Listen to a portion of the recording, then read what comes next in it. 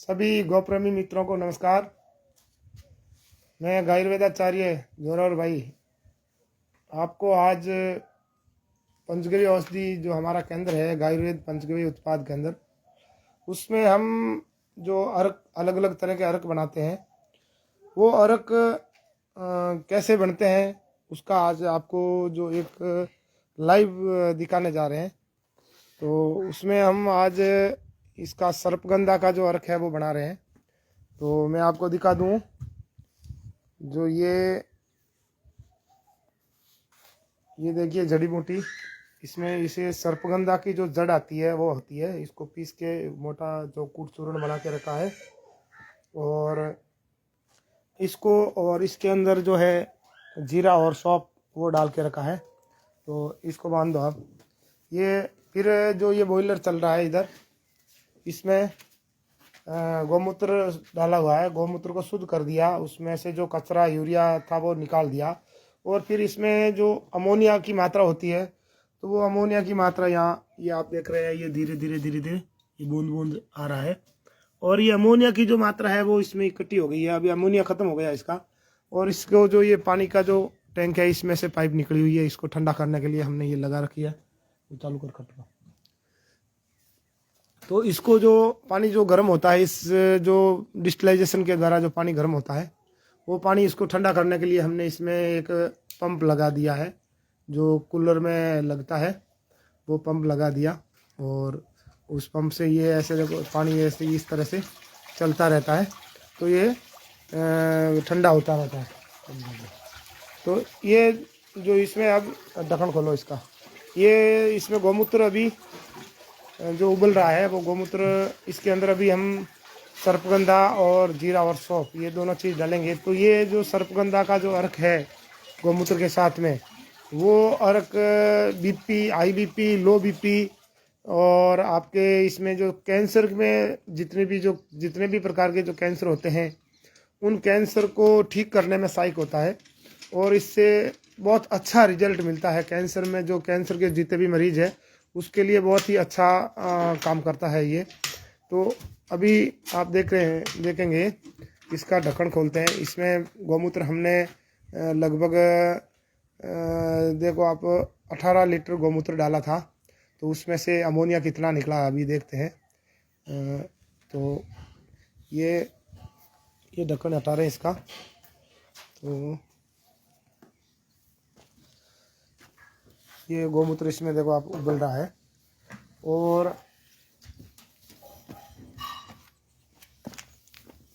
अभी जैसे ये इसमें 18 लीटर डाला था, अभी देखते हैं कितना आता है। अभी हमारे पास में जो ये स्केल है इसके नाप से 1 इंच के अंदर 2 लीटर गौमूत्र का नाप होता है।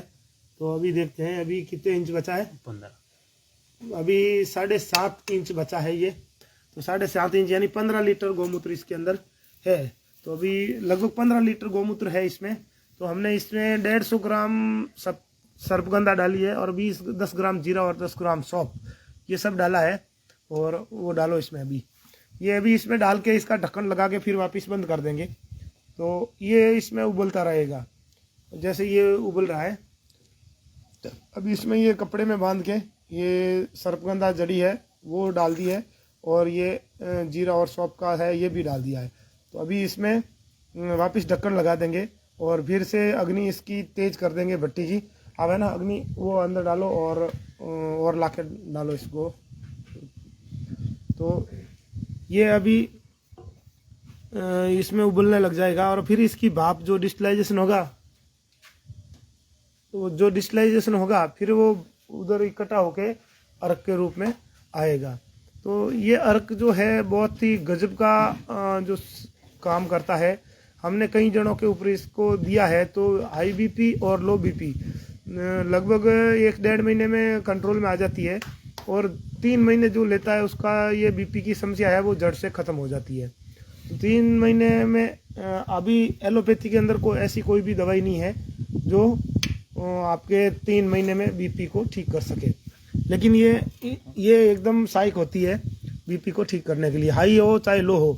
देखो औषधि जो होती है वो औषधि 3 प्रकार की होती है। एक तो निर्जीव औषधि होती है, एक सजीव औषधि होती है और एक न्यूट्रल होती है। तो कई सारी जो औषधि हैं, जो आयुर्वेद की औषधि हैं, वो न्यूट्रल औषधि हैं, और जो एलोपैथी है वो निर्जीव औषधि है। उसको आपने गलत दे दिया तो उल्टा उसका नुकसान करेगी। यानी आपने उसको हाई बीपी है, हाई बीपी की और गोली दे दी तो उसको और बीपी बढ़ जाएगा, उसकी मौत भी हो सकती है। और लो बीपी है, लो बीपी की दे दी तो और हो जाएगी। इसलिए उसमें उल्टा देना पड़ता है। जिसको हाई बीपी होती है उसको लो करना पड़ता है, और जो लो होती है उसको हाई करना पड़ता है। और कई सारी औषधियाँ जो न्यूट्रल होती है, जो सम होती है, उसमें जैसे आयुर्वेद की कई सारी जड़ी बूटियाँ वो फायदा नहीं करेगी, नुकसान तो करेगी ही नहीं। फायदा नहीं करेगी तो कोई बात नहीं, लेकिन नुकसान 100% नहीं करती है। लेकिन जो गौमूत्र के साथ में जितनी भी जड़ी बूटी डाल के जो औषधि बनाई जाती है, वो औषधि सब सजीव औषधि होती है। यानी वो अंदर जाके विचार करेगी कि इसका क्या करना है, इसका क्यों। इसीलिए इसमें सर्पगंधा, हाई में और लो बीपी में दोनों में सर्पगंधा के साथ में जो गौमूत्र का अर्क होता है वही दिया जाता है। तो ये जो औषधि हैं बहुत ही, गौमूत्र के साथ में जितनी भी औषधियाँ बनती है वो बहुत ही गुणकारी औषधि होती है। और उसमें जो एक तरह का जो सजीव उसको औषधि, हाँ सजीव औषधि उसको बोल सकते हैं, ताकि वो अंदर जाके उसमें विचार करती है कि उसको हाई बीपी करना है या लो करना है। तो ये औषधि है जो पंचगव्य के साथ में जितनी भी औषधियाँ होती है वो औषधियाँ बहुत ही अच्छी गुणकारी और होती है। तो ये अभी हमने भट्टी में जो चूल्हे पे आँच है, अग्नि है, वो उसको थोड़ा तेज कर दिया है, ताकि ये अभी आने लग जाएगा। अभी हम आपको दिखाएंगे, इधर अर्क आने लग जाएगा। और देखिए, तो ये अभी लगभग 2 मिनट लगेंगे इसमें। 2 मिनट के 1-2 मिनट के अंदर इसमें अर्क आने लग जाएगा। तो और इसमें इसका लगभग ये 15 लीटर गौमूत्र है, तो इसमें लगभग हम 8 लीटर के लगभग इसका अर्क निकालेंगे। 8 से लेके 8.5-9 लीटर तक भी निकाल सकते हैं। इसलिए इसमें हमने जो ये जरीकन ये अर्क इकट्ठा होने के लिए लगा रखा है, इसमें नाप करके इसमें नंबरिंग करी हुई है। 1 लीटर, 2 लीटर, 3 लीटर, 5 लीटर, ऐसे करके ये 12 लीटर का है। लेकिन हम इसमें से 8 से 9 लीटर तक का इसमें अर्क निकालते हैं। और अभी थोड़ी देर में आपको दिखाएंगे, इसमें अर्क आने लग जाएगा। और ये अभी अग्नि इसकी बढ़ाई है, अभी थोड़ा जलेगा, ये तेज होगा। तो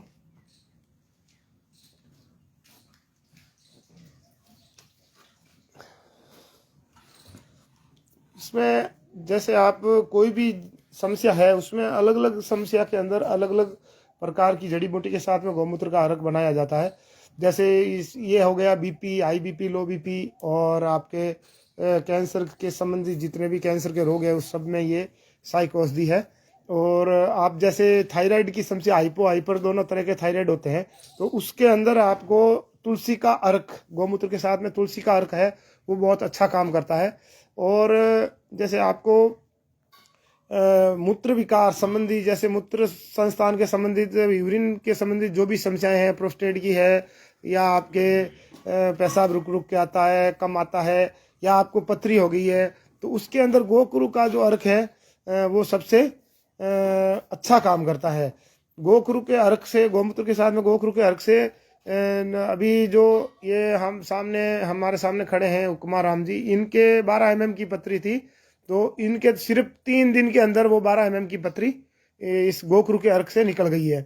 तो गोखरू का अर्क जो है, पेशाब की जो भी समस्याएं, मूत्र संस्थान की जितनी समस्याएं, गुर्दे की जो समस्या है, यूरिन में जो कोई भी इन्फेक्शन वगैरह की समस्या है, और प्रोस्टेट जो गांठ हो जाती है मूत्र थैली के अंदर, तो उन सबको गोखरू का जो अर्क है वो ठीक करता है। और जो लीवर के संबंधित जितनी भी समस्याएं होती है उसके लिए पुनर्नवा, जिसको हम साठी भी बोलते हैं, वो साठी का जो अर्क बनता है पुनर्नवा, 80% तक का जो लीवर की समस्या है, फैटी लीवर है, या लीवर जो आउटलोड हो गया है, शरीर में कहीं पे भी स्वेलिंग, सोजन वगैरह आ रही है, तो उन सब के लिए जो है वो पुनर्नवा का अर्क इसमें अच्छा काम करता है। अभी देखिए इसमें से अर्क आने लग गया है, आप इसमें से देख सकते हैं।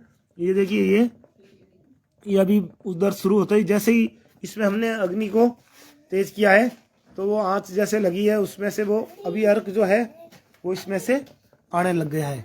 ये देखिए आप, ये अर्क आने लग गया। ये इसी स्पीड से लगभग 1 घंटे में 1 लीटर के बराबर लगभग इसका अर्क आता है। और ये लगभग अब ये इसको निकलने में 8 से 9 घंटे इस अर्क को बढ़ने में लगेंगे। उसके बाद में जो इसमें से जो छार निकलेगा उसको छार को निकाल के उसको भी घनवटी वगैरह काम में लेते हैं, घनवटी वगैरह बनती है। और ये जो अर्क है बहुत ही अच्छा काम करता है। तो आप जो भी है, जितनी भी आपकी कोई भी समस्या है, तो आपके जैसी समस्या होती है उसके अनुसार आप गौमूत्र का अर्क लेके, जो गौमूत्र ये जानकार है, जो गौमूत्र के जो औषधि बनाते हैं, पंचगव्य के औषधि के जो जानकार है, उनकी सलाह लेकर ही इसका लेवे। मन मर्जी से आप नहीं लेवे, क्योंकि कई सारी बीमारियां होती है जिसमें गौमूत्र वर्जित होता है। पित्त की जितनी भी बीमारियां होती है उसमें गौमूत्र वर्जित होता है, उसमें गौमूत्र नहीं लेना चाहिए। क्योंकि पित्त, गौमूत्र जो पित्त वर्धक है और गौमूत्र पित्त को और बढ़ा देता है। तो पित्त, जैसे आपको पित्त की बीमारी जैसे एसिडिटी हो रही है, या आपको सोराइसिस है, खाज खुजली है, श्वेत दाग है, और जो पीलिया है, और जो टाइफाइड है, तो इन सब के अंदर जो गौमूत्र जो है वो वर्जित है, क्योंकि वो पित्त की बीमारी, पित्त जनित रोग है, उसमें आपको ये गौमूत्र नहीं लेना चाहिए। बाकी जो भी है वैद्य की सलाह से, और जो पंचगव्य की औषधि निर्माण करते हैं जो एक्सपर्ट है, उनकी सलाह लेकर के ही आपको इसका अर्क या गौमूत्र है जो भी है वो सेवन करना चाहिए। तो बहुत बहुत धन्यवाद। आज का जो हमने ये आपको बताया है, ये सर्पगंधा का अर्क है। और जब हम इसको वापस ये पूरा 8-9 घंटे के बाद में जब इसका पूरा प्रोसेस हो जाएगा, तो उसके बाद में आपको हम इसका फिर खोल के दिखाएंगे कितनी जड़ी बूटी वापस बची, उसके में छार कितना बचा, वो सब चीज़ आपको बताएंगे। धन्यवाद। वंदे मातरम। जय गौ माता। वंदे गौ मातरम साथियों। जय गौ माता, जय Gopal. Advance diploma in panchagavya therapy course जो संसदीय बोर्ड भारत सरकार द्वारा मान्यता प्राप्त है, और इस कोर्स के अंदर जो इसके मुख्य विषय है वो है पंचगव्य परिचय, औषध निर्माण, औषध उपयोग और गौशाला प्रबंधन। इन 4 विषयों के ऊपर पंचगव्य की पूरी पढ़ाई होती है। इसके साथ में नाड़ी नाभि भी देखना सिखाया जाता है। और यदि आप ये कोर्स करना चाहते हैं तो इसकी पूरी जानकारी के लिए आप हमारी यूट्यूब चैनल गायुर्वेद के ऊपर जाकर भी पूरी डिटेल देख सकते हैं। हमारी जो वेबसाइट है goseva.online, उस पर भी जाकर देख सकते हैं। और जो हमारे मोबाइल नंबर है नीचे दिए हुए हैं, उस पर व्हाट्सअप करके भी पूरी जानकारी ले सकते हैं। यदि आप इसमें इंटरेस्टेड हैं तो हमसे संपर्क जरूर करें। इसके कोर्स करने के बाद में आप पंचगव्य थेरेपी का कोर्स चिकित्सा केंद्र खोल सकते हैं। धन्यवाद। वंदे गौ मातरम। जय गौ माता।